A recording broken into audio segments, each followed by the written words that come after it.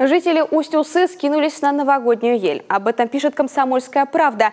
Причиной столь редкой и единодушной самоорганизации граждан стал отказ местных властей от покупки собственной лесной красавицы. При том, что люди с такой просьбой неоднократно обращались и в другие инстанции, однако поддержки, увы, не нашли.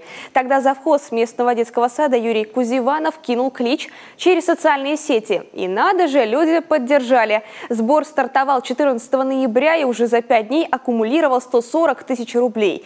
Вот как стремительно шли сборы. После такого успеха руководитель инициативной группы, не теряя времени, пишет издание, стал прицениваться, где заказать дерево. Самый экономичный вариант оказался из Томска. Причем денег хватило и на доставку, и праздничную иллюминацию, и даже на фейерверк. Этот Новый год впервые за долгое время селяне готовятся встретить с размахом. Дальше больше подтянулся бизнес. Теперь заявляется, что предприниматели выделили средства на материалы для строительства деревянной горки, так, чтобы елке было не одиноко.